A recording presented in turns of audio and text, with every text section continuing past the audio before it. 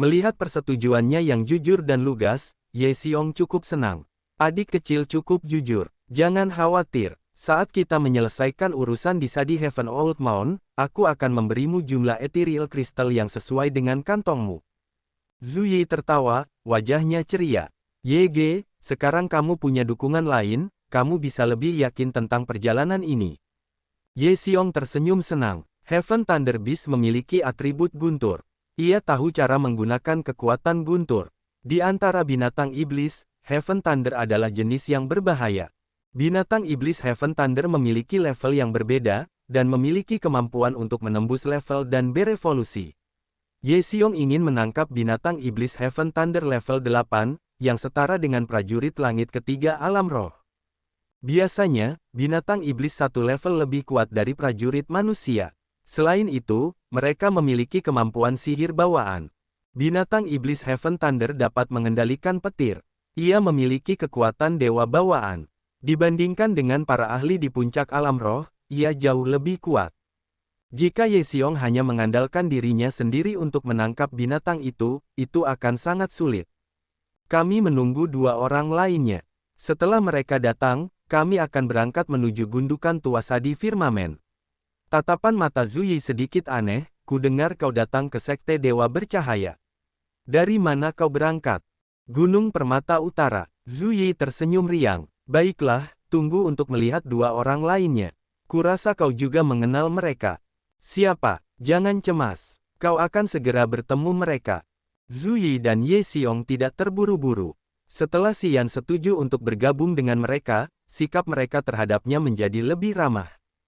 Kedua prajurit ini kemudian mengajukan banyak pertanyaan kepadanya tentang laut tak berujung. Mereka tampaknya tertarik dengan tempat berkumpulnya para prajurit ini di dekat kabut beracun magnetik gelap. Xian bekerja sama dengan mereka, tetapi dia terkejut di dalam hatinya karena dia mengantisipasi siapa saja yang akan bergabung dengan mereka. Waktu yang dihabiskannya di Tanah Suci yang agung tidak terlalu lama, dan orang-orang hebat yang ditemuinya tidak terlalu banyak. Karena Zhu Yi dan Ye Xiong adalah tetua Sekte Harta Karun Roh, Xian menduga bahwa orang-orang yang mereka tunggu adalah Li Zhengrong. Ye Changfeng memang ada di sini. Namun, itu di luar prediksinya. Setengah hari kemudian, ketika dua wanita datang bersama, Xian tercengang. Mereka adalah Yue Ying dan Yun Xiu dari Sekte Dewa Cahaya. Hahaha, Zhu Yi tertawa, wajahnya gembira. Sulit untuk mengundang tetua Yue dan tetua Yun ke sini. Kemarilah, kumohon. Kita akan membahas situasinya terlebih dahulu. Mengapa kau di sini? Yue Ying membawa Li Mu Yu bersamanya. Saat dia tiba, dia memutar matanya ke arahnya, tanpa repot-repot menyembunyikan dengkurannya. Xian mengerucutkan bibirnya. Kali ini kita akan pergi ke Sadi Firmamen Old Mound bersama teman kecil kita Xian. Zhu Yi tersenyum dan menjelaskan. Tingkat Xian tidak rendah, dan dia memiliki beberapa harta karun yang aneh. Tetua Yue, jangan meremehkan teman kecil kita ini. Saat dia berada di kota Kaisar Es, bahkan Yu Liming pun pernah gagal. Yue Ying mendengus, wajahnya meremehkan. Meminjam kekuatan eksternal, bukan dia yang benar-benar kuat. Xian tidak peduli tentang itu. Yun Xiu menyingkirkan seikat poninya, senyumnya berseri-seri. Syarat yang sama. Dia menatap Ye Xiong. Ye Xiong mengangguk. Yun Xiu tersenyum puas, kalau begitu, baguslah. Kita harus menjelaskan semuanya sebelum operasi, yang akan memudahkan kerjasama kita. Yun Xiu juga membawa seorang murid perempuan. Basis kultivasinya sama dengan Li Mu Yu, langit ketiga dari Sky Realm. Dia dipanggil Bai Hui Kuan. Gadis ini memiliki wajah bulat dan lembut yang tampak seperti apel manis. Dia memiliki rambut merah marun pendek yang membuatnya tampak energik, disertai dengan tubuh yang jenjang. Seperti Yun Xiu, dia mengolah eksekusi bintang dari Sekte Dewa Radiasi. Ketika Bai Hui Kuan tiba, matanya yang bulat menatap Xian sambil tersenyum, berbicara dengan Li Mu Yu dengan suara rendah. Sepertinya dia benar-benar penasaran dengan Xian sambil terus berbisik kepada Li Mu Yu. Gadis lainnya tidak ingin banyak bicara, dan hanya menjawab beberapa pertanyaannya. Xian, teman kecilku, tolong jangan menganggapnya aneh. Kota batu yang menakjubkan dan wilayah tetua Yue dekat. Aku memiliki hubungan yang baik dengan tetua Yue, yang merupakan hal yang wajar. Tetua Yue dan Tetua Yun adalah teman dekat, jadi wajar saja jika mereka datang ke sini bersama. Ketika Zuyi melihat Xian terkejut, dia tersenyum dan menjelaskan. Xian menanggapi penjelasannya dengan anggukan. Itu hanya binatang guntur surga. Apakah itu sepadan dengan pengaturan besar seperti ini? Yue Ying merasa curiga. Bahkan jika kita perlu menangkapnya hidup-hidup, itu tidak terlalu sulit. Apakah kamu tidak punya rencana lain? Dia menatap Ye Xiong dan Zhu Yi dengan wajah ragu.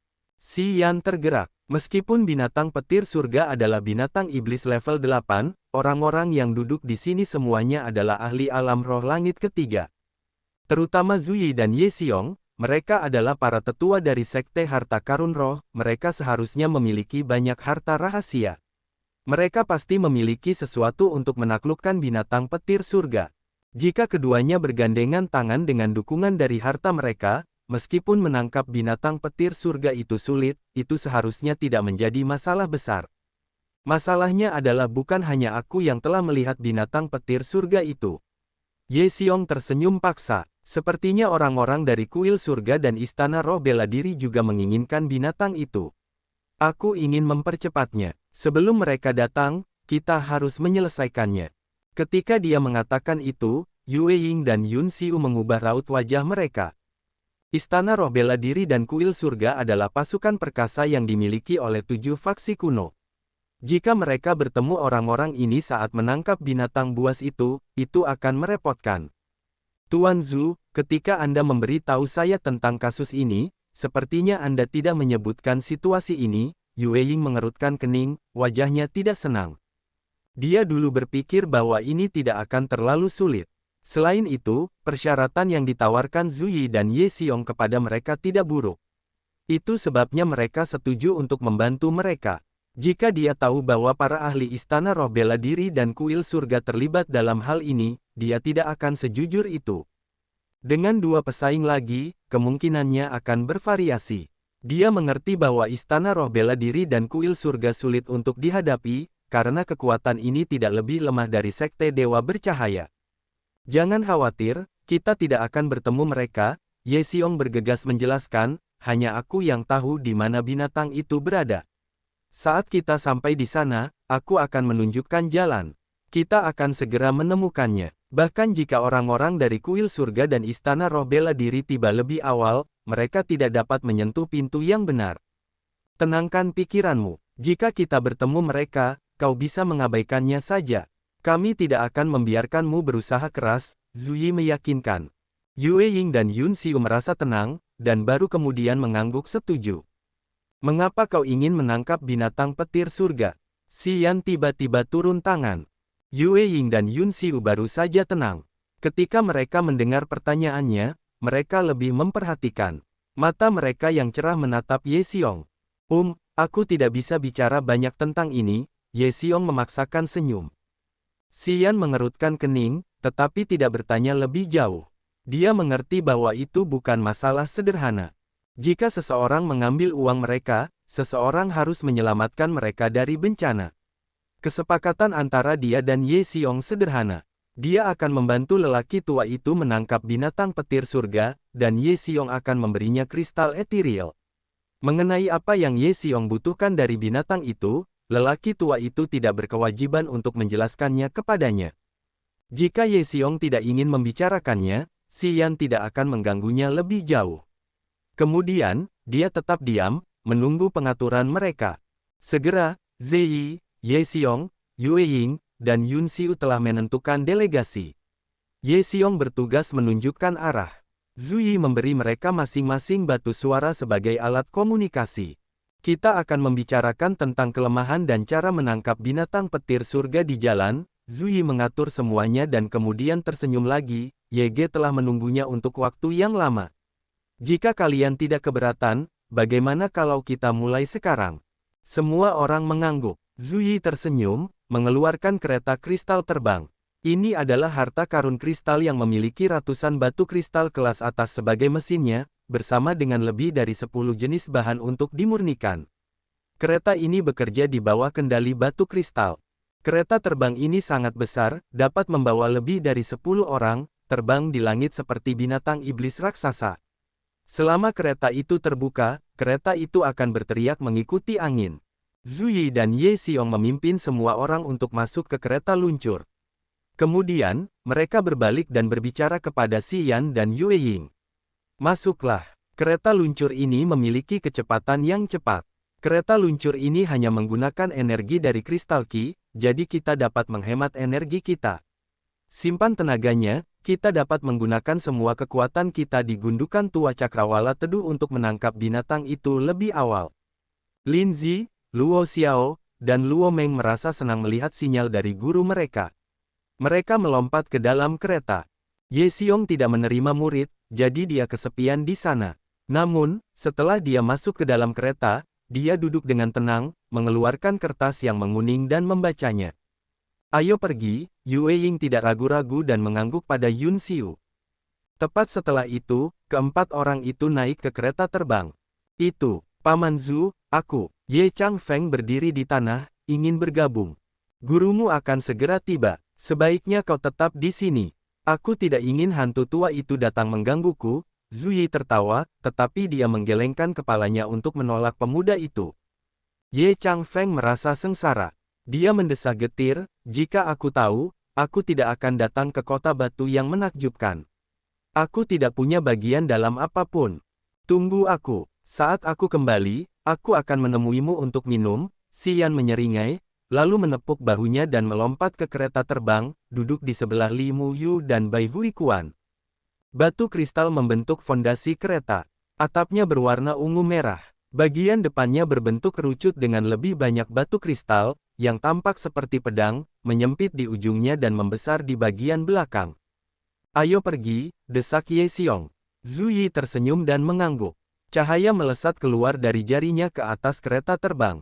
Batu kristal di dalam kereta tiba-tiba bersinar terang seperti berlian. Kekuatannya diaktifkan dengan deras, terbang bersama angin dengan cepat seperti bintang jatuh, keluar dari kota batu yang menakjubkan dalam sekejap. Heaven Thunder Beast adalah binatang kelas petir. Mereka tahu cara menggunakan kekuatan petir dan guntur. Jadi, saat kita menangkap mereka, kita tidak dapat menggunakan teknik jiwa dan harta karun apapun. Kekuatan petir adalah tombak pembunuh jiwa. Harta karun dan teknik jiwa akan hancur menjadi abu. Saat kereta terbang itu stabil, Ye Xiong menarik napas dalam-dalam. Wajahnya serius saat dia menjelaskan ciri-ciri berbahaya dari Heaven Thunder Beast. Heaven Thunder Beast tidak memiliki tubuh besar, tetapi kulit dan bulunya tebal. Secara alami, ia dapat menahan beberapa teknik bela diri yang menusuk. Binatang-binatang itu cerdas. Binatang yang akan kita buru adalah binatang level 8, jadi kulitnya sangat kuat. Kita membutuhkan senjata tajam, yang telah kupersiapkan. Kalian hanya perlu membantuku menahannya. Aku akan menggunakan harta karun rahasia untuk menangkapnya. Sementara kereta terbang itu bergerak cepat, Ye Xiong mengerutkan kening, menjelaskan ciri-ciri Heaven Thunder Beast. Ada dataran tandus di utara sekte harta karun roh. Ini adalah daerah yang dingin dan kering, tanpa sehelai rumput pun. Tanah di sana memiliki banyak retakan terbuka. Dataran ini memiliki liang yang tak terhitung jumlahnya, seperti bintang di langit, yang menggali terowongan ke tempat yang dalam di bawah tanah. Angin dingin yang suram bertiup samar-samar, mendinginkan tulang. Angin itu bahkan dapat menyusup ke laut kesadaran para prajurit, yang dapat membuat orang merasakan fitur eksentriknya dari dalam jiwa. Liang dengan ukuran yang berbeda tampak seperti mulut binatang iblis yang tenang tetapi terbuka. Liang itu gelap gulita, dan orang tidak dapat melihat misteri di dalamnya. Liang itu tampak sangat berbahaya. Tidak seorang pun tahu bagaimana liang itu terbentuk. Liang itu telah ada sejak dataran ini ditemukan lebih dari 10.000 tahun yang lalu.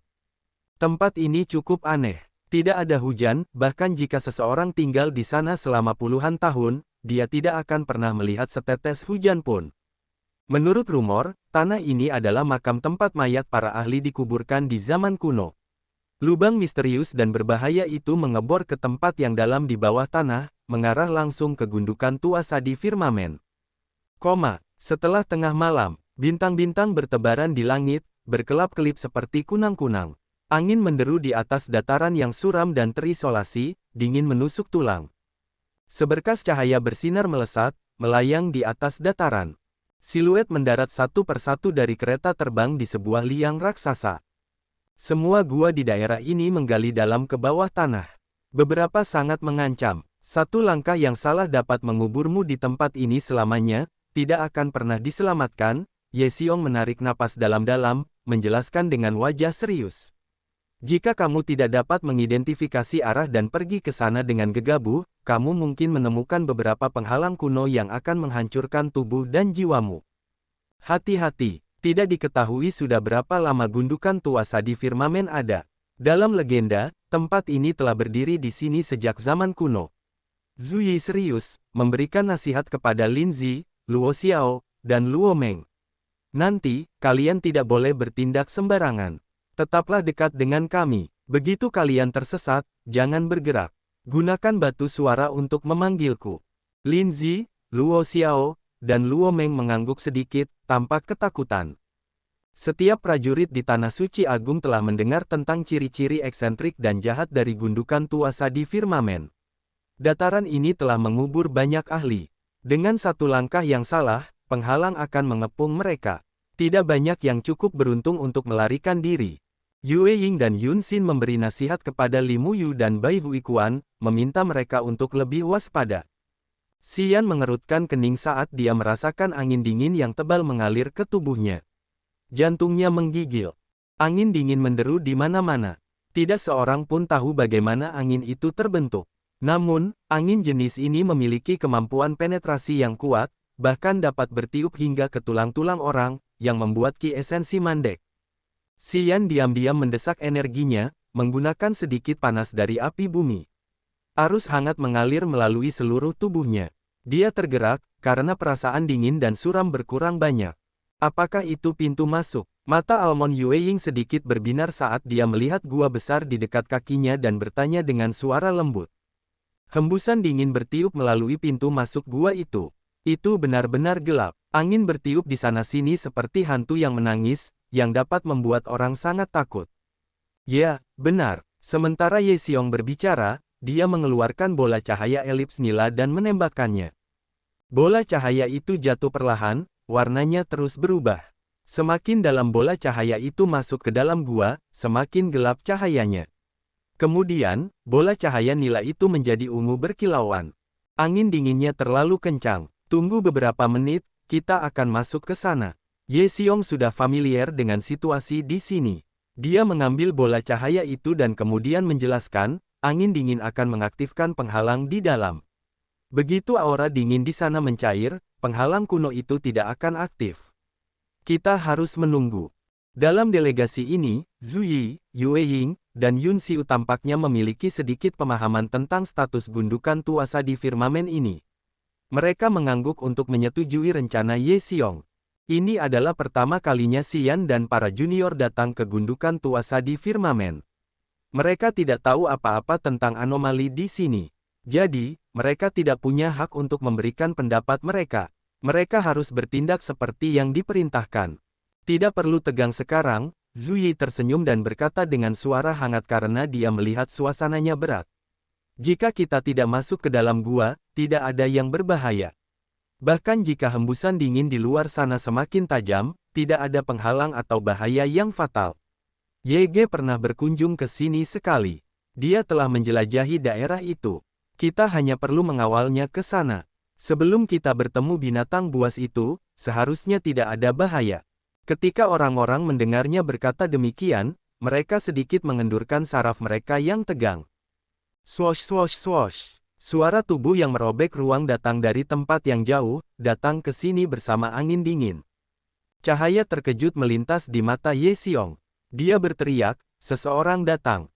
Xian segera berjaga-jaga. Zhu Yi memperlihatkan tangan yang dia sembunyikan di lengan baju, yang mengenakan banyak cincin permata. Setiap cincin berkilau dengan cahaya yang menakjubkan dalam kegelapan. Itu, tentu saja, adalah harta rahasianya. Benar-benar kaya raya, Xian berseru dalam hatinya. Setiap tetua sekte harta karun roh kaya raya. Mereka telah mengumpulkan banyak harta karun rahasia dari mengelola perdagangan di kota mereka.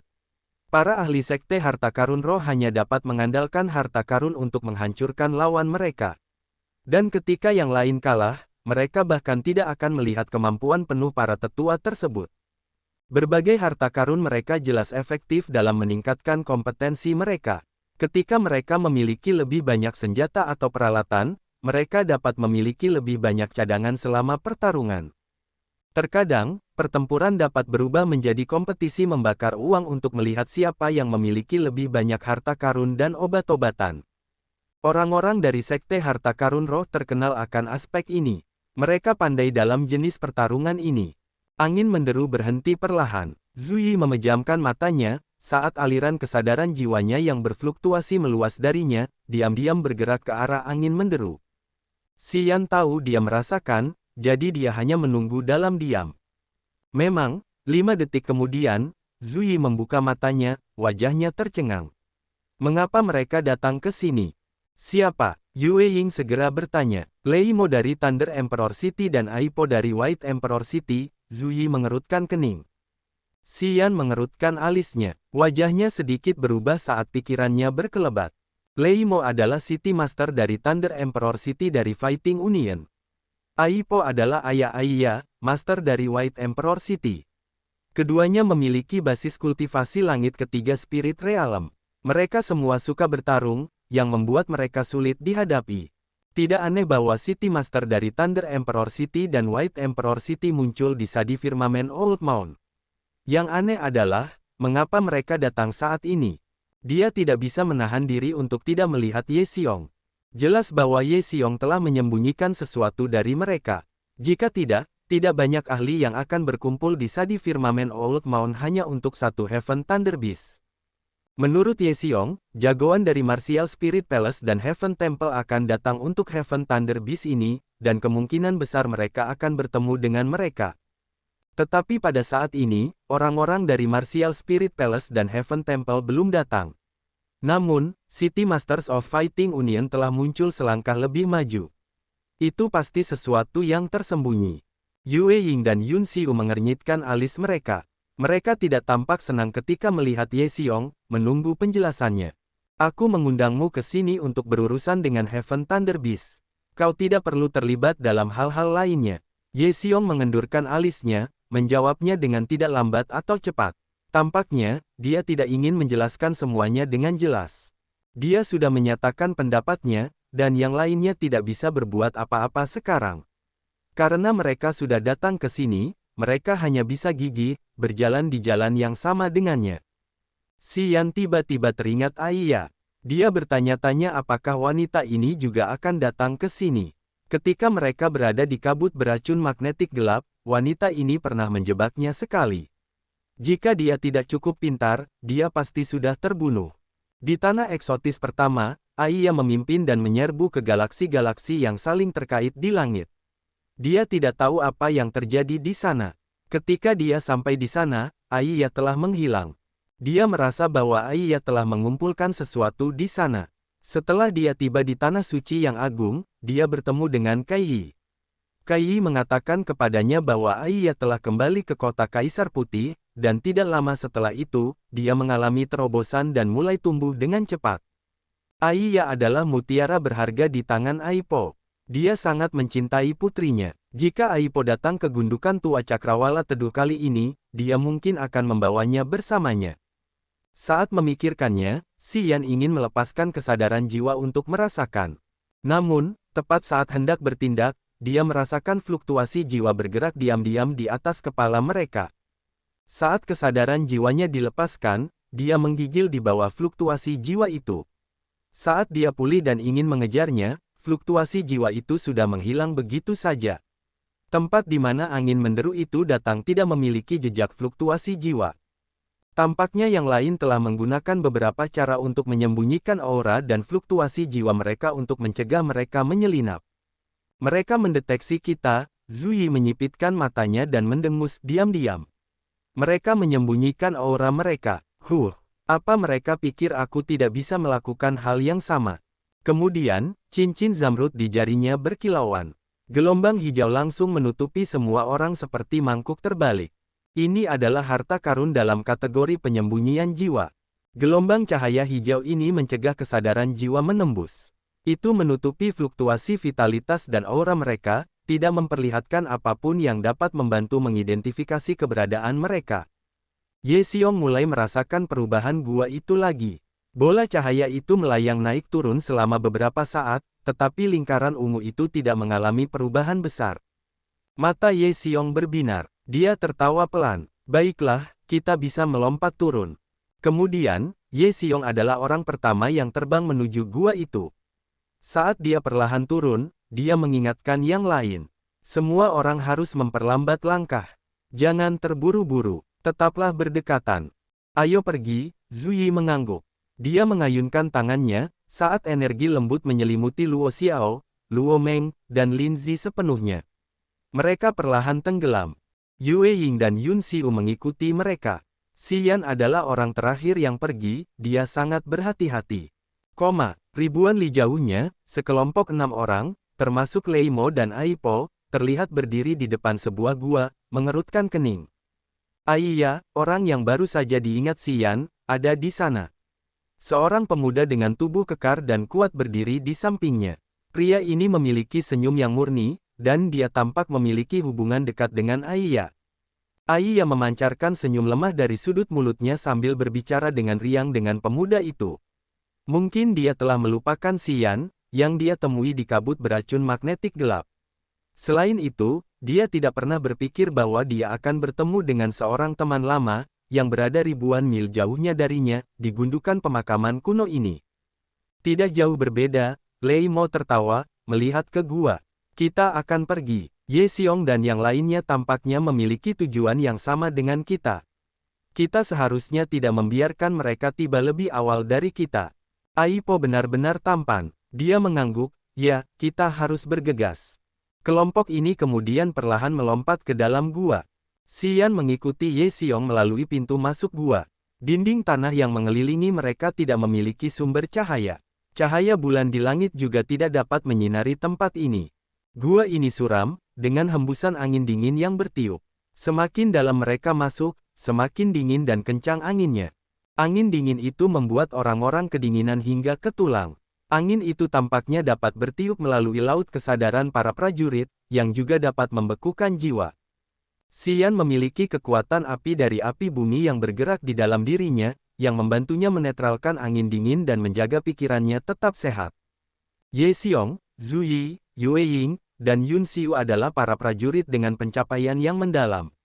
Angin dingin yang kuat seperti ini tidak terlalu mengganggu mereka. Di sisi lain, para junior, termasuk Luo Xiao dan Li Muyu, tidak dapat bertahan. Mereka menggigil, tubuh mereka kedinginan. Ye Xiong dan yang lainnya tidak berusaha melindungi mereka. Dari sudut pandang mereka, Zhu Yi, Yue Ying, dan Yun Xiu berpikir bahwa hembusan angin dingin di pintu masuk gua tidak terlalu kencang. Itu cukup bagus untuk melatih murid-murid mereka. Mereka membawa Lin Zi, Li Muyu, Bai Huikuan, Luo Xiao, dan Luo Meng ke sini untuk membuat mereka beradaptasi dengan kondisi gundukan tuasa di firmamen, menggunakan bahaya untuk merangsang mereka. Bahaya dan risiko dapat meningkatkan wilayah prajurit dengan cepat. Untuk menahan kekuatan erosif dari angin dingin, mereka perlu menggunakan kemauan dan energi mereka. Ini adalah kesempatan yang bagus untuk berlatih. Zhu Yi tidak mengambil tindakan. Lin Zi dan yang lainnya bergerak di dalam gua yang remang-remang. Terkadang, mereka dapat mendengar suara dari gigi mereka yang gemeretak. Angin dingin membuat mereka kedinginan. Xian mempertahankan kecepatannya yang lambat, wajahnya tenang. Dia menyipitkan matanya, memasang kewaspadaannya. Ye Xiong berada di depan. Tentu saja, dia akrab dengan tempat ini. Sepanjang jalan, dia terus memberi tahu mereka arah dan apa yang harus dihindari. Setelah 2 jam, Ye Xiong tiba-tiba berteriak singkat, semuanya, tetap waspada. Kita akan segera sampai di sana.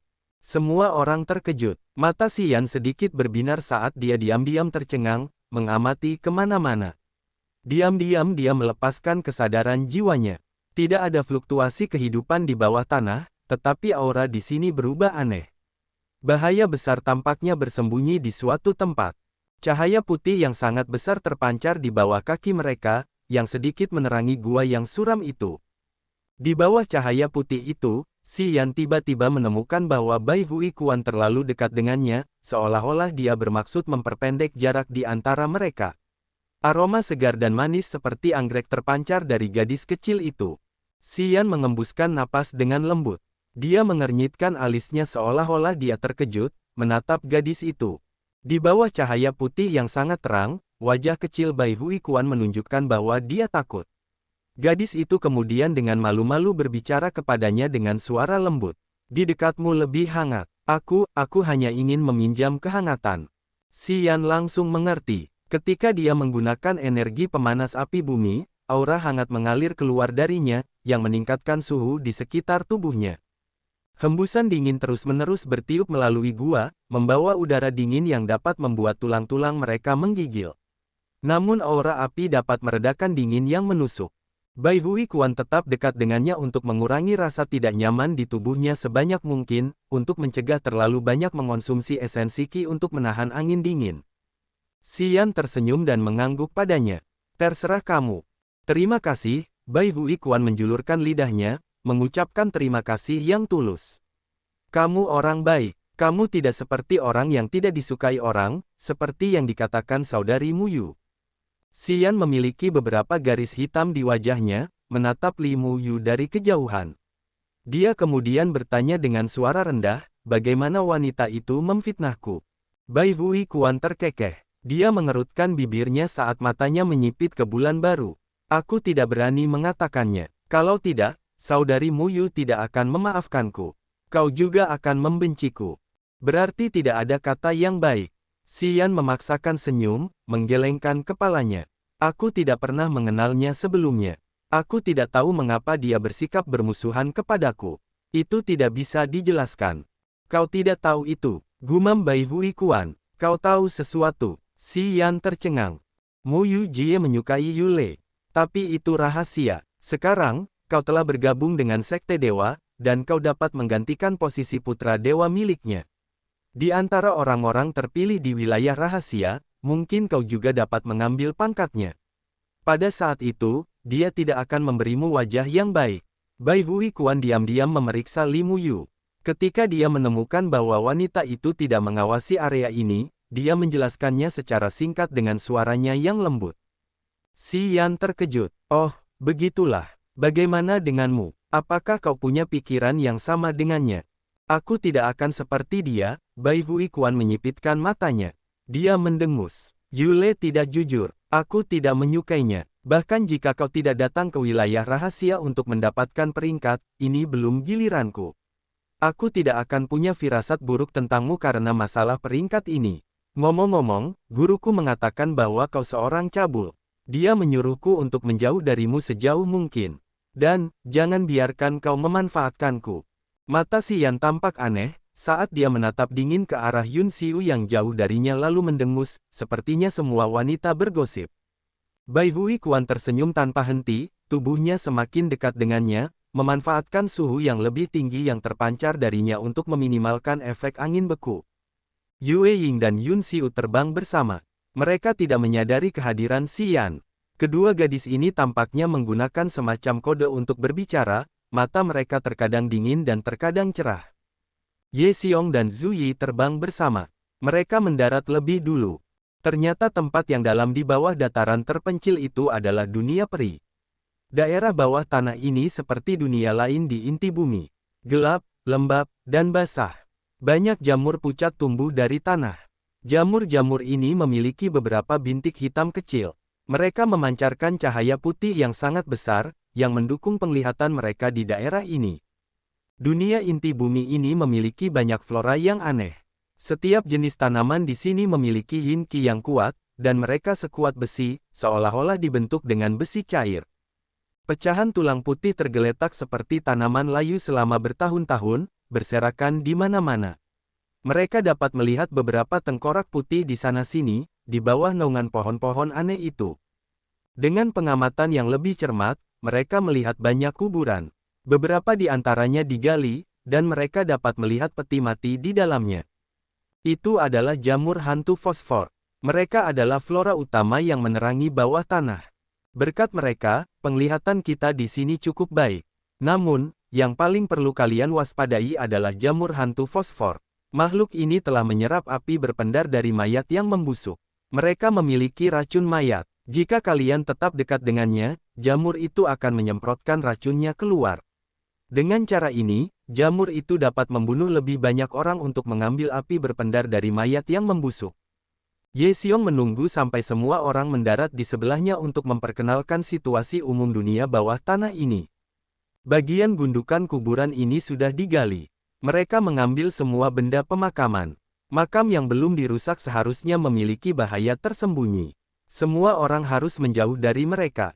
Kalau tidak, kalian tidak akan tahu bagaimana kalian mati. Ye Xiong terus menjelaskan, apakah ini gundukan tua Sadi Firmamen? Xian merasakan Yin Qi yang padat saat dia bertanya. Tempat ini memiliki Yin Qi yang melimpah, sangat mirip dengan Gunung Sound Beast di tempat terlantar. Namun, tempat ini memiliki hembusan dingin yang mengancam yang terus menderu tanpa henti. Mereka tampak sangat berbahaya. Suasana di sini entah bagaimana sangat jahat. Orang-orang yang berdiri di sini selalu memiliki perasaan yang tidak diketahui tetapi menakutkan yang membengkak di hati mereka. Ya, Ye Xiong mengangguk, lalu melanjutkan dengan serius, tepatnya, tempat ini adalah sudut Sadi Firmamen Old Mound, yang masih cukup jauh dari makam yang sebenarnya. Bagaimanapun, jangan khawatir, tujuan kita bukanlah tempat paling berbahaya di Sadi Firmamen Old Mound. Mudah untuk sampai di sana. Setelah mendengarnya berkata demikian, Xian bisa sedikit rileks. Ye Xiong memasang wajah serius dan melanjutkan perkenalannya tentang bahaya dan perubahan di Sadi Firmamen Old Mound. Setelah itu, dia berkata, semua orang hanya perlu mengikutiku. Sebelum kita sampai di sana, aku yakin tidak akan ada kejadian mendadak. Nanti, tolong jaga jarak yang tepat. Perhatikan posisiku. Semua orang mengangguk. Lalu Ye Xiong memimpin jalan. Dia menghindari jamur hantu fosfor, bergoyang seperti pesawat ulang-alik melalui tanaman kaku itu. Langkahnya cepat, karena dia mengabaikan kerangka di sana-sini. Xian mengikutinya dengan acuh tak acuh. Sepanjang jalan, dia melepaskan kesadaran jiwanya, tetapi tidak menemukan fluktuasi kehidupan. Dia dapat memastikan bahwa tidak ada makhluk hidup di daerah sekitarnya. Ketika jamur hantu fosfor menemukan seseorang di dekat mereka, benda pucat dengan titik-titik hitam ini, yang lebih mirip jerawat, akan mengeluarkan sesuatu yang kental dengan bau yang sangat tidak sedap. Ketika menyerbu ke lubang hidung orang, tentu saja, itu membawa racun. Namun, jarak yang dapat dijangkau jamur hantu fosfor untuk menyemprotkan racun mayat itu terbatas. Selama mereka menjaga jarak yang tepat dari jamur itu tidak akan memulai serangannya. Ye Xiong memahami sifat jamur itu dengan baik. Dia telah menetapkan jarak yang tepat yang diikuti semua orang untuk menjauh dari jangkauan serangan jamur hantu fosfor. Makam yang terbuka memperlihatkan peti mati kosong di dalamnya. Barang-barang pemakaman segera diambil. Menurut Ye Xiong, orang-orang yang dimakamkan di sana semuanya adalah prajurit dari banyak generasi sebelumnya. Barang-barang pemakaman mereka sangat bagus. Sayangnya, perampok makam yang datang ke sini untuk mengumpulkan bahan-bahan telah membersihkan makam-makam yang dapat mereka sentuh sejak lama. Melihat makam-makam kosong itu, Xian mengerutkan kening, wajahnya muram.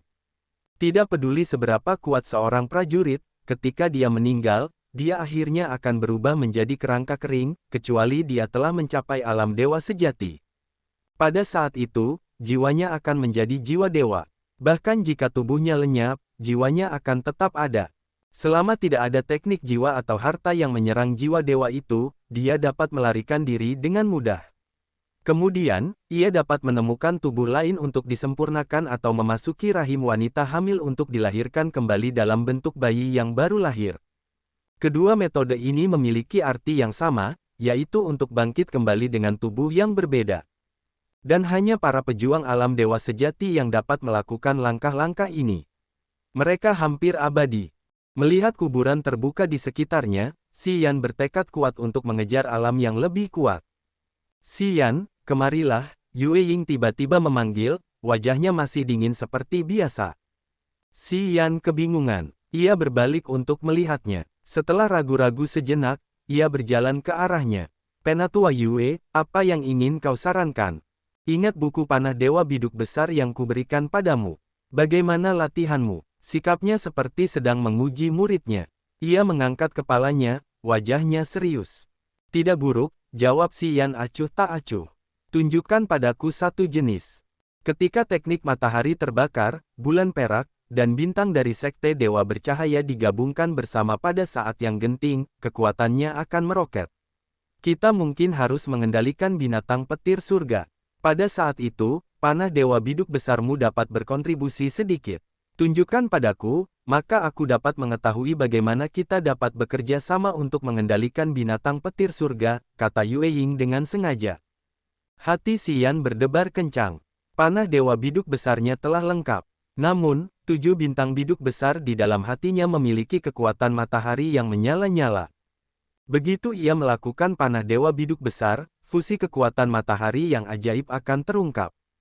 Ketika Yun Hao membawanya ke sekte, dia telah menasihatinya untuk tidak memberitahu murid lain bahwa dia dapat menggabungkan kekuatan matahari. Dan sekarang Yue Ying ingin mengujinya. Kecuali dia tidak menggunakan panah Dewa Biduk besar, rahasianya akan terungkap. Si Yan merasa sakit kepala. Aku belum menguasainya. Aku tidak ingin mempermalukan diriku sendiri. Si Yan merenung sejenak lalu tersenyum, menggelengkan kepalanya untuk menyangkal. Yue Ying dan Yun Xiu tidak begitu terkejut. Itu seperti yang mereka duga. Yue Ying telah memberinya panah Dewa Biduk besar selama 20 hari. Tidak mudah untuk mempelajari teknik itu secara menyeluruh hanya dalam waktu singkat. Ketika Yule baru saja bergabung dengan sekte, ia membutuhkan setidaknya 3 bulan untuk mempelajari teknik rahasia baru. Itu baru 20 hari. Bahkan jika Si Yan seorang jenius, ia tidak bisa menguasainya secepat itu. Yue Ying menenangkan sarafnya saat ia berpikir bahwa bakat bawaan anak laki-laki ini tidak begitu menggemparkan. Namun, itu seharusnya bagus. Ketika wilayah rahasia dibuka, mungkin Mu Yu bisa menggantikannya untuk mengklaim peringkat yang layak. Kemudian, Yue Ying merasa senang diam-diam. Kalau begitu, kau tidak perlu mencoba. Jika kita menghadapi bahaya dalam perjalanan ini, karena kita berasal dari sekte yang sama, kita tidak akan hanya menonton. Kau juga harus berhati-hati. Kau harus selalu berhati-hati, Yue Ying mengangguk. Si Yan hanya tersenyum. Ye Xiong dan Zhu Yi berjalan di depan formasi sehingga mereka tidak menyadari percakapan antara Yue Ying dan Si Yan. Jamur hantu fosfor memenuhi tanah.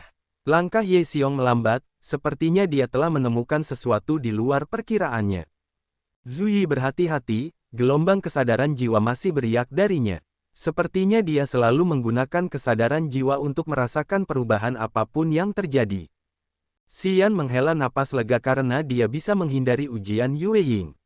Dia menjauh dari Yue Ying dan Yun Xiu, dan perlahan-lahan, dia mendekati Ye Xiong. Mereka perlahan maju, tetapi ketika mereka mencapai makam yang hancur, Ye Xiong mengubah wajahnya. Si Yan terguncang di dalam, tetapi matanya menjadi cerah. Kuburan di depan mereka penuh sesak. Itu hampir satu kuburan demi satu dalam jarak 100 meter. Makam-makam itu masih utuh, dan tidak rusak. Semuanya terawat dengan baik. Di sana-sini berserakan tumpukan lautan kesadaran milik para prajurit kuno. Semuanya telah lapuk dimakan waktu, tampak rapuh. Ada juga banyak bahan kultivasi. Setelah bertahun-tahun, semuanya telah kehilangan ki spiritual, karenanya tidak ada seberkas energi yang terlihat. Bahan apapun itu, tidak akan mampu bertahan lama. Selain itu, angin menderu di tempat ini sepanjang tahun, yang mempercepat erosi. Ye Xiong berdiri di depan pintu masuk sebuah makam, mengerutkan kening dalam pikirannya. Dia tampaknya telah menemukan sesuatu. Si Yan tidak ingin mengganggunya. Dia juga mengernyitkan alisnya, menunggu dalam diam. Ini sedikit berbeda, Ye Xiong merendahkan suaranya, berbicara kepada Zhu Yi yang berdiri di sampingnya. Terakhir kali aku ke sini, area ini diselimuti oleh semacam energi, tapi sekarang. Ye Xiong menggelengkan kepalanya. Seseorang datang ke sini. Zhu Yi terkejut. Orang-orang dari Istana Roh Bela Diri atau Kuil Surga. Aku tidak yakin. Ye Xiong mengeluarkan ranjau yin, membuangnya. Tambang yin itu memancarkan cahaya listrik biru dan kemudian meledak di makam itu. Bum bum bum. Itu seperti guntur yang menyulut api bumi. Ledakan bergema terus-menerus dari makam di depan mereka. Kemudian, mereka melihat kuburan yang disegel itu sedikit terguncang. Cahaya aneh menyebar sangat besar dari kuburan, menciptakan lapisan energi aneh yang tersebar. Sinar cahaya yang berkilauan saling terhubung satu sama lain, tetapi semuanya berbeda, dengan energi yang sangat kuat. Tak lama kemudian, gelombang energi mengembun dan kemudian meluas, menutupi seluruh kelompok Xian. Seperti halusinasi, pemandangan dasar laut muncul di tengah setiap kuburan. Ikan-ikan berenang dengan sengaja di mana-mana. Tidak bagus. Wajah Ye Xiong berubah drastis. Tangannya terus-menerus membentuk jejak yang berbeda, sementara cincin di jarinya berkilauan. Harta karun beterbangan satu persatu, melesat ke sana kemari di dalam skenario laut di tengah kuburan. Harta karun itu tampak seperti jarum dan pisau, dengan bentuk dan ukuran yang berbeda-beda. Semuanya memiliki kemampuan penginderaan yang kuat. Ilusi laut tidak rusak. Ikan-ikan di sana tidak terpengaruh oleh harta karun itu dan terus berenang. Ikan-ikan itu tiba-tiba melaju kencang. Mereka membidik Ye Xiong, melintas sekali, lalu menghilang ke dalam tubuhnya. Ye Xiong tampak terkena pukulan keras. Tubuhnya gemetar, saat cahaya ilahi berkilauan di matanya sementara energi di tubuhnya didesak dalam keheningan. Hati-hati, penghalang di sini diaktifkan. Setiap ikan akan mengincar laut kesadaranmu. Zuyi berteriak dan mengayunkan lengannya untuk melancarkan serangan. Dia segera menarik Luo Xiao, Luo Meng, dan Lin Zi ke depannya. Kain kasa biru, yang dihiasi dengan banyak permata seukuran ibu jari yang penuh dengan energi jiwa yang deras, menutupi ketiga anggota kelompok Luo Xiao. Ketika ikan-ikan itu menyentuh kerudung kebiruan itu, mereka berdesis lalu larut. Yue Ying dan Yun Xiu tidak ragu-ragu, mengeluarkan harta karun jiwa di cincin penyimpanan mereka dan melindungi diri mereka dan murid-murid mereka dari energi aneh dan jahat dari ikan-ikan itu. Tidak ada yang peduli dengan Xian. Ikan-ikan yang berenang itu tampaknya telah hidup kembali, menerjang Xian dengan kecepatan kilat. Ikan-ikan itu tidak terlalu besar, hanya seukuran lengan, dengan tubuh berwarna hijau tua. Gigi-gigi menonjol keluar dari mulut mereka, dan mata sipit mereka berbinar-binar dengan jahat. Mereka menyerbu, memasuki tubuh Xian dan menyusup ke laut kesadarannya. Tiba-tiba, lebih dari 10 ikan bergerak di laut kesadaran Xian. Begitu mereka masuk ke sana, mereka mulai menggigit dan mencabik-cabik kesadaran jiwa Xian. Sakit kepala hebat muncul, seolah-olah ingin memecahkan kepalanya. Xian ketakutan. Ikan-ikan itu bisa menelan kesadaran jiwanya. Lebih dari 10 ikan bergerak di dalam kesadaran jiwanya. Kesadaran jiwanya dikonsumsi dengan cepat, menjadi nutrisi bagi ikan-ikan itu. Objek jiwa, Xian berubah warna. Dia tidak perlu berpikir lebih banyak, dan segera mendesak 9 ketenangan jiwa melahap api. Aliran api surga terbang keluar dari mata ketiga jiwa inangnya, yang menemukan dan menghancurkan ikan-ikan itu dengan tepat. 5 iblis telah kembali ke laut kesadarannya ketika dia berada di pegunungan jiwa mati. Mereka tampaknya telah merasakan bahaya, terbang keluar dari tempat mereka jauh di dalam laut kesadaran untuk menghadapi ikan-ikan itu. 5 iblis negatif pandai berurusan dengan objek jiwa.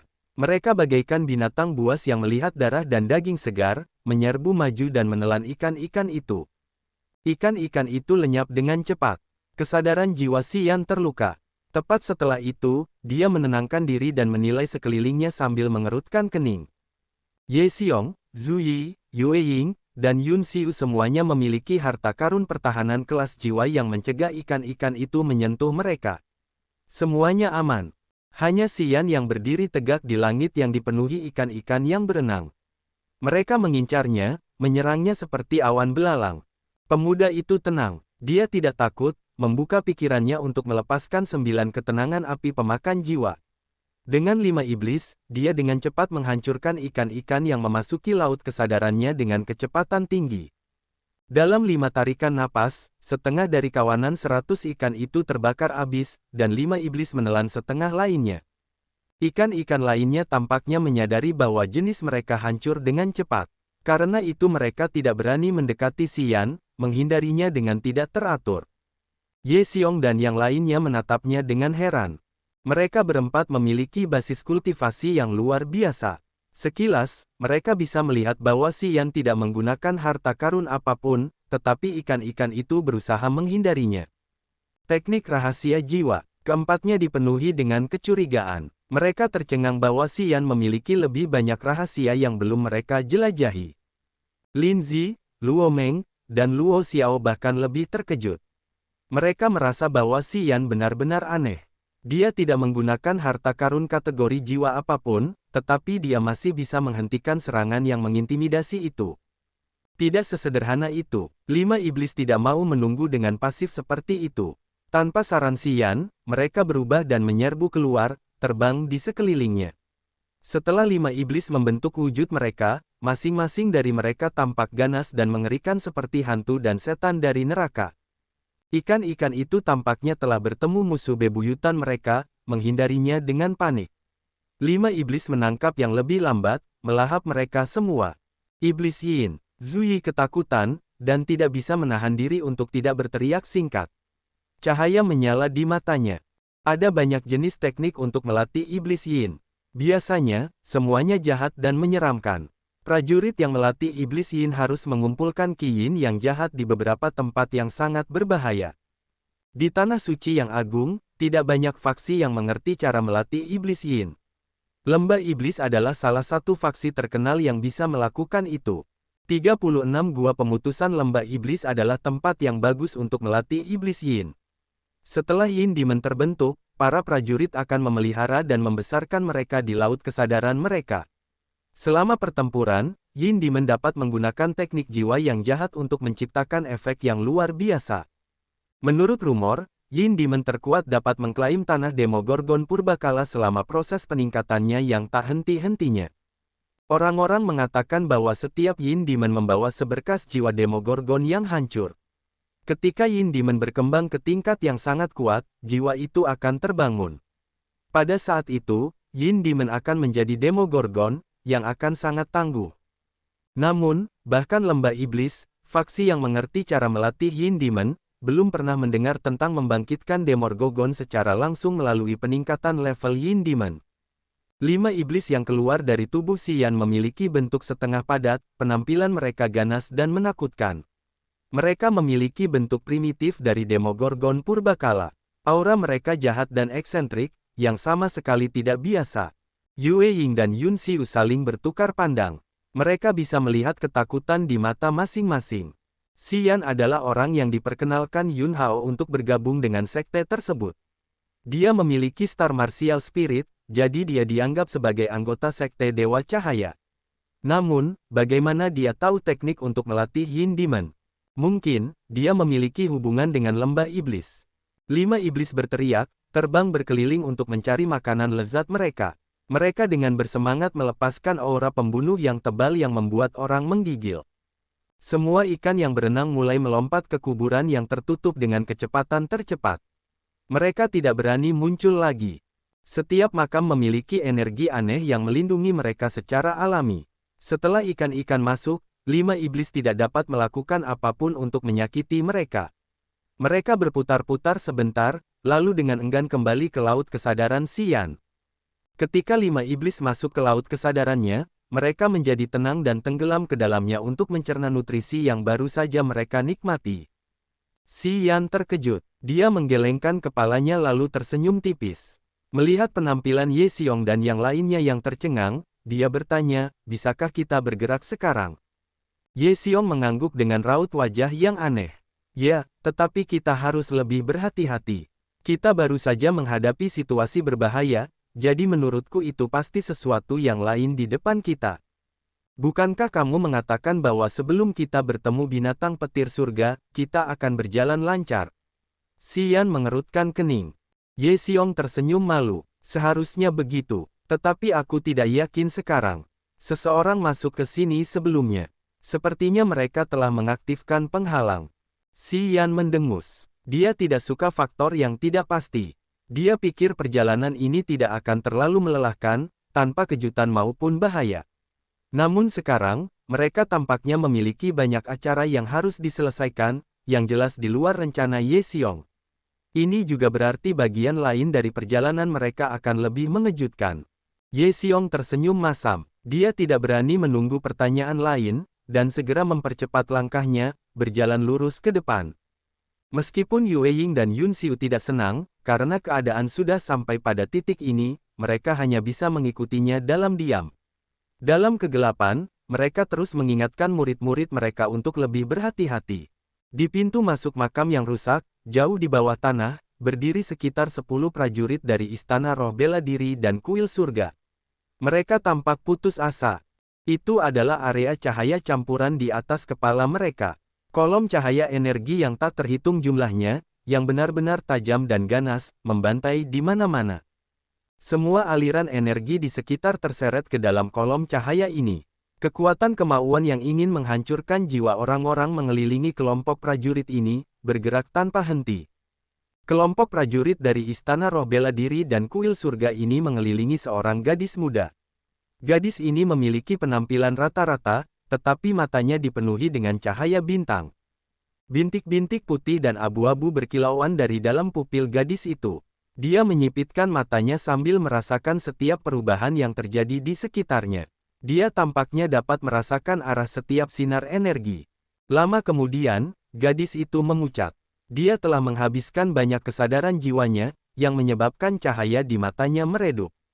Aku punya arahnya, gadis muda itu perlahan bangkit, berbicara dengan sungguh-sungguh. Tetaplah dekat denganku, jangan pernah biarkan dirimu terpisah. Beberapa ahli alam roh langit ketiga terguncang saat mendengarkannya, wajah mereka terkejut sekaligus senang. Kita telah menggerakkan penghalang dan itu menghabiskan banyak tenaga kita. Bagaimanapun, itu membantu menghalangi yang lain. Seorang prajurit alam roh langit ketiga mencibir. Aku melihat Ye Xiong dan orang-orangnya. Tetapi mereka tidak punya harapan untuk mencapai target sekarang. Penghalang yang telah kita lewati sudah cukup untuk membunuh mereka semua. Ya, tanpa Little Ling, bahkan jika kita memiliki basis kultivasi yang mendalam, kita tidak tahu bagaimana memecahkan penghalang. Kita akan segera mati, seru orang lain. Kelompok ini termasuk prajurit dari Istana Roh Bela Diri dan Kuil Surga. Mereka secara tidak sengaja mengaktifkan penghalang.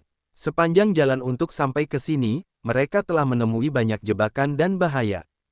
Jika gadis itu tidak memiliki semangat bela diri yang ajaib dan pengetahuan yang mendalam tentang formasi kuno, mereka akan terbunuh lebih awal. Memikirkan bahaya yang mereka temui di sepanjang jalan, mereka semua masih merasa takut. Kita tidak akan bertemu orang-orang dari Sekte Harta Karun Roh, gadis itu tersenyum tipis. Jika mereka tidak tahu cara memecahkan rintangan yang telah kita lewati, mereka akan segera dibunuh. Jika mereka terus bersikeras, jiwa mereka akan musnah. Mungkin, mereka akan menjadi bagian dari formasi magis, berubah menjadi hantu yin. Semua orang ketakutan. Kita harus pergi. Berhati-hatilah dan dengarkan arahanku, pelayan muda itu tegang. Dia menarik napas dalam-dalam lalu memimpin. Semua orang mengikutinya dari dekat. Ye Xiong berhenti. Dia ketakutan, melihat reruntuhan sambil berteriak, tidak bagus. Xian, Zuyi, Yue Ying, dan Yun Xiu melangkah ke arahnya. Di depan Ye Xiong terdapat area yang gelap. Dalam kegelapan, angin bertiup kencang dan tajam, seperti banyaknya pedang dan golok yang berterbangan dan menari-nari di kehampaan. Di area yang gelap itu, bahaya besar tampaknya bersembunyi. Kesadaran jiwa yang mereka lepaskan tenggelam seperti batu di laut. Akibatnya, mereka tidak dapat merasakan apapun. Dari area angin dingin itu, aura pembunuh yang tebal menamparkan wajah mereka, seolah-olah menyembunyikan binatang buas kuno yang sedang menunggu mangsanya. Itu formasi mengerikan. Ye Xiong menarik napas dalam-dalam. Seseorang telah mengaktifkan semua formasi mengerikan di rute ini. Sekarang sulit. Jika kita ingin pergi ke sana, kita hanya bisa melompat masuk. Formasi mengerikan adalah formasi magis yang mengandung banyak bahaya, bersama dengan banyak perubahan mengerikan yang tersembunyi, yang dapat membakar para prajurit menjadi abu seketika. Seberapa tinggi formasi mengerikan ini? Zuyi menggelapkan wajahnya, mengerutkan kening. Cukup untuk membunuh para prajurit di level kita. Ye Xiong menoleh untuk melihat yang lain, wajahnya putus asa. Dari situasi ini, kurasa kita harus mengakhiri perjalanan kita lebih awal. Yue Ying dan Yun Xiu mengangkat alis mereka yang indah, menatap area gelap di depan mereka, hati mereka getir. Kedua wanita ini datang ke Sadi Firmamen Old Mound dengan pemahaman yang baik tentang fitur-fitur berbahaya di area ini. Begitu formasi mengerikan diaktifkan, bahaya akan langsung muncul. Jika mereka melangkah ke sana dengan gegabah, itu berarti mereka siap untuk mati. Karena mereka dapat memperkirakan ada banyak lapisan formasi mengerikan di depan, Yue Ying dan Yun Xiu memutuskan untuk mundur. Mereka akan berhenti di sini. Apakah ada jalan lain? Bai Wuikuan bertanya dengan takut. Yun Xiu meliriknya dan menjawab dengan lembut, kecuali kita memiliki master formasi yang memahami formasi mengerikan, atau kita memiliki kekuatan yang cukup untuk membersihkan area ini. Namun, aku dapat melihat bahwa bahkan monster tua di alam puncak mereka di Tanah Suci Agung tidak dapat menggunakan kekuatan untuk menghancurkan formasi mengerikan itu. Mengatakan demikian, maksudnya harapan mereka pada dasarnya telah sirna. Aku tidak menginginkannya. Ye Xiong berteriak dengan suara serak, matanya merah. Siapa? Siapa yang telah mengaktifkan formasi mengerikan? Aku ingin dia hidup dalam kesengsaraan. Molinger dari Istana Roh Bela Diri. Kudengar dia tahu cara menghancurkan formasi. Pencapaiannya dalam aspek ini benar-benar mendalam. Seluruh Istana Roh Bela Diri harus mengaguminya, Yue Ying berkicau dengan suaranya yang lembut. Mata Ye Xiong berbinar saat dia berteriak tiba-tiba. Itu mereka. Mereka benar-benar menipu kita. Mereka pasti membawa Molinger bersama mereka. Itulah sebabnya mereka berani mengaktifkan formasi mengerikan. Mereka ingin menghalangi jalan kita. Hanya untuk seekor binatang guntur surga, apakah ini sepadan dengan pengaturan sebesar itu? Yun Xiu tercengang. Ye Xiong hanya mendengus dan tidak mengomentari itu. Zhu Yi menilai situasi dengan tenang. Dia dapat memastikan bahwa yang diinginkan Ye Xiong bukan hanya binatang petir surga. Gundukan tua langit berbayang ini seharusnya memiliki sesuatu yang diinginkan semua orang ini. Apa itu? Xian mengusap dagunya sambil berpikir. Ye Xiong adalah tetua sekte harta karun roh, jadi dia seharusnya memiliki banyak harta karun rahasia. Dia sangat kaya, barang-barang biasa tidak dapat masuk ke dalam penglihatannya. Itu seharusnya harta karun yang sangat berharga. Pendahulu Ye, apakah kamu menemukan sesuatu di gundukan tua langit berbayang ini? Xian tersenyum, sekarang kita tidak akan pergi ke sana, maukah kamu memberitahu kami tentang itu? Anggap saja itu sebagai pembayaran kami. Yue Ying dan Yun Xiu menatapnya tanpa berkedip. Semua orang penasaran. Mereka berpikir bahwa itu pasti sesuatu yang istimewa di gundukan tua langit berbayang ini yang menarik perhatian banyak orang jagoan yang mempertaruhkan nyawa mereka. Rumah gua kuno, Ye Xiong merenung sejenak lalu perlahan melontarkan 3 kata. Semua orang ketakutan. Rumah gua kuno adalah rumah besar untuk berkultivasi para prajurit di zaman kuno. Seharusnya ada bahan-bahan dan buku-buku kultivasi kuno, termasuk teknik bela diri dan harta karun langka. Mungkin, masih ada senjata ilahi. 7 faksi kuno telah berdiri sejak lama. Melalui generasi yang tak terhitung jumlahnya, banyak teknik kultivasi telah hilang, dan begitu pula harta karun rahasia yang luar biasa. Warisan yang dimiliki 7 faksi kuno saat ini tidak lengkap. Namun, meskipun tidak lengkap, 7 faksi kuno tetaplah yang memegang kendali Tanah Suci Agung. Sebuah rumah gua kuno bisa jadi merupakan sekte di masa lalu. Dan, mungkin bisa menyimpan teknik kultivasi dan harta karun rahasia. Jika dieksplorasi, itu akan mengubah seluruh struktur Tanah Suci Agung. Xian tercengang saat ia mulai memikirkannya lebih lanjut. Apakah itu tanah leluhur klan Suara Iblis? Menurut klan Suara Iblis, tanah leluhur mereka berada di gundukan tua Cakrawala Teduh, tempat kanon, kitab suci simbol Yin, dan harta karun dari zaman kuno disimpan. Salah satu alasan mengapa Yi Tianmo ingin mengikuti Xian adalah harapan bahwa suatu hari, mereka dapat kembali ke tanah leluhur mereka dan menemukan warisan mereka. Kau menemukannya. Xian tergerak. Binatang petir surga menemukannya. Tampaknya telah melarikan diri dari rumah gua. Di rumah gua itu, aku tidak yakin tentang hal-hal lainnya, tetapi api petir pemusnah dunia pasti ada di sana. Jawab Ye Xiong. Api petir pemadam dunia. Bahkan Zhu Yi tidak dapat menahannya, berteriak, Ye tua, kau berbohong padaku. Apakah kau mengatakan bahwa rumah gua ini memiliki api petir pemadam dunia? Peringkat kedua di antara 9 jenis api surga. Mata Yue Ying dan Yun Xiu berbinar. Xian memasang wajah ketakutan. Di antara 9 jenis api surga, api petir pemadam dunia berada di peringkat kedua, 1 tingkat lebih tinggi dari api pemakan jiwa 9 ketenangan. Menurut rumor, api petir pemadam dunia lahir di zaman kuno. Zaman kuno bahkan lebih tua dari zaman purbakala. Di era itu, umat manusia bahkan belum ada. Menurut legenda, selama zaman kuno, banyak makhluk hidup yang kuat telah bertarung satu sama lain, yang menyebabkan perubahan besar di bumi dan cakrawala. Dari 9 surga, triliunan guntur dan kilat telah menyambar. Di antara petir yang tak terhitung jumlahnya itu, ada satu sinar yang memiliki kesadaran hidup. Kemudian, ia menyerap sambaran petir lainnya, dan akhirnya menjadi api petir pembeda dunia, yang dapat menghasilkan triliunan sinar petir untuk menghancurkan seluruh dunia. Api surga peringkat kedua dari zaman abadi dengan kekuatan penghancur dunia. Xian tidak dapat menahan napasnya agar tidak menjadi pendek dan cepat. Sayang sekali, mengapa kita memiliki nasib buruk seperti ini? Zuyi memasang wajah tidak senang saat matanya memerah. Ia mengatupkan rahangnya. Ye Xiong, mengapa kau tidak memberi tahu kami lebih awal? Jika kau memberi tahuku lebih awal, bahkan jika aku harus kehilangan muka, aku akan mencoba yang terbaik untuk mengundang seorang ahli untuk menangani formasi berbahaya. Sekarang, kita tidak dapat melakukan apapun. Ye Xiong bahkan tidak memiliki suasana hati untuk merasa malu. Ia hanya menggelengkan kepalanya terus-menerus. Ia ingin menyembunyikan rahasia ini untuk menikmatinya sendiri. Namun sekarang, orang lain telah terlibat dan mengatur jebakan, dan mereka bahkan tidak dapat masuk ke sana. Yue Ying dan Yun Xiu tidak dapat menahan diri untuk tidak terburu-buru. Melihat ke area gelap di depan mereka berpikir cepat untuk memilih apakah mereka ingin mempertaruhkan nyawa dan menyerbu ke sana atau tidak. Tentu saja, godaan dari World Extinguishing Thunder Flame dan Ancient Cave Mansion jauh lebih besar daripada Heaven Thunder Beast. Pertama, berikan aku Ethereal Crystal. Namun, Xian tiba-tiba berbicara pada saat ini. Dia dengan tenang menatap Ye Xiong. Ye Xiong tercengang. Dia menjadi marah. Kamu belum berkontribusi apapun. Beraninya kamu meminta Ethereal Crystal. Jangan main-main denganku sekarang. Kalau tidak, jangan salahkan aku karena tidak punya sopan santun.